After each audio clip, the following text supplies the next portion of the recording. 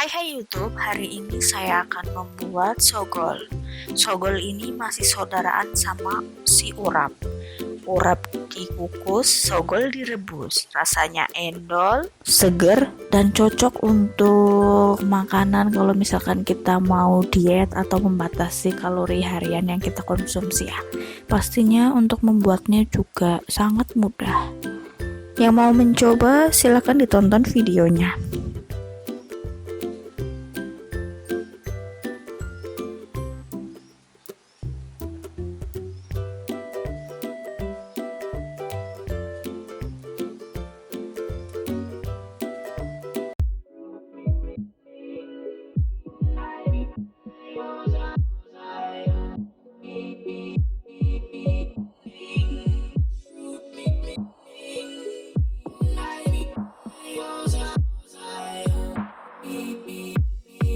Yang pertama kita perlu adalah kol atau kubis ya. Ini saya pakai separuh saja, sekitar 250 gram sampai 300 graman ya, kira-kira segitu, secukupnya saja. Lalu kita potong-potong. Jangan lupa dibuang bagian batangnya itu ya, dibuang.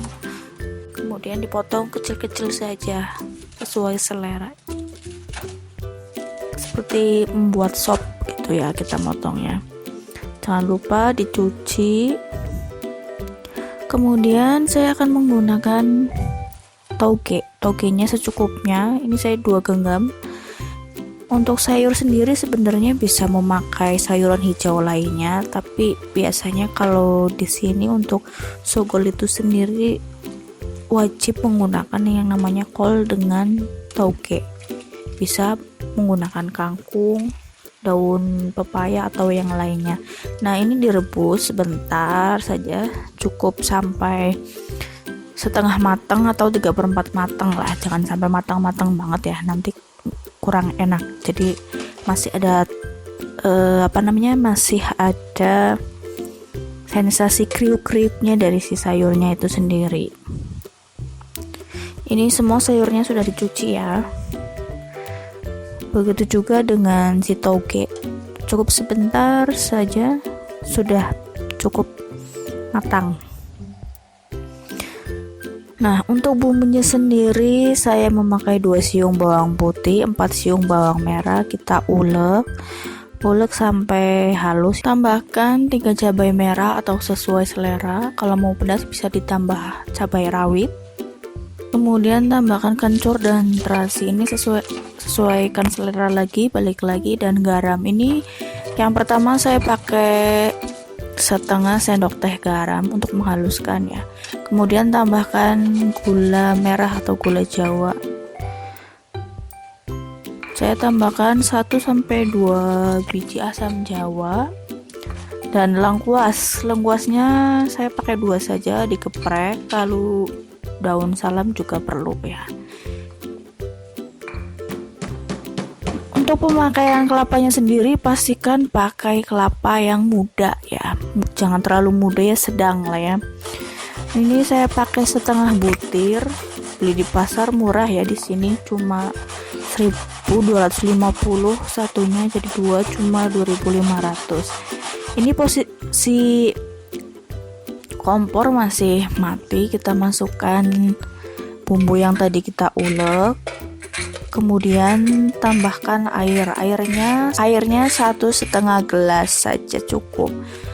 Nah, kemudian kita aduk sebentar sampai rata ya. Kita rebus sampai mendidih. Rebus tidak ada patokan waktu, yang penting sampai airnya itu rada menyusut ya, sekitar setengah. Kita bisa rebus sampai mendidih dan mengeluarkan bau harum ya. Setelah bau harum itu salah satu tandanya bumbunya itu matang. Nah, kita tunggu sampai airnya menyusut sampai setengah dari air semula ya. Baru kita masukkan kelapa parutnya. Kita masukkan dan kemudian langsung diaduk-aduk ya. Jangan berhenti, soalnya supaya santannya itu tidak pecah. Ini dimasak sebentar saja, 1-2 menit. Jangan sampai overcook ya. Ini hanya setengah matang supaya ada sensasi segarnya ya. Kalau sampai matang nanti kurang segar menurut saya. Kemudian koreksi rasanya, jadi saya menggunakan total garam itu 1 sendok teh sampai 1/4 sendok teh garam. Bisa tambahkan MSG juga atau vetsin, micin, terserah kalian. Secukupnya saja, saya pakai sedikit untuk lebih memperkuat rasa ya, biar endol. Oke. Ini posisi udah mati apinya. Rasanya sudah oke. Lanjut kita siapkan sogolnya ya. Saya memakai daun pisang. Istilahnya pincukan daun pisang ini akan menambahkan cita rasa untuk si sogolnya itu sendiri ya. Lalu kita tata sayur kolnya, toge, kemudian di akhir kita bisa masukkan bumbunya. Jika dirasa bumbunya terlalu kental, bisa ditambahkan air matang ya. Ingat, air matang. Karena apa? Supaya menggunakan air matang supaya tidak perlu direbus lagi. Air matangnya itu air panas. Sorry. Ya. Ke air panas. Oke, cara menikmati sogol yang paling enak itu sebenarnya pakai tangan ya. Cuma ini saya pakai sendok saja, diaduk-aduk,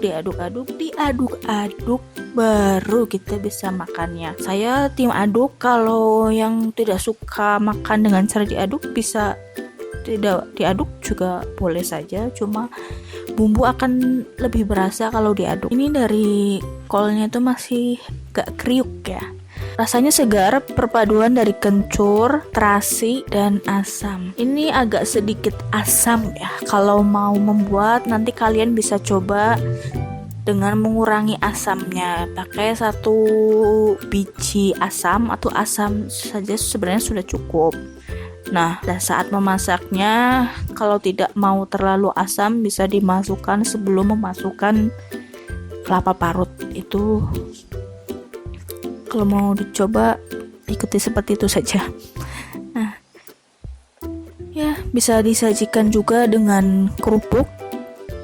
Paling enak sih sebenarnya makannya sama bakwan ya, sama bakwan atau gorengan daging. Itu the best banget perpaduannya. Oke, selamat mencoba.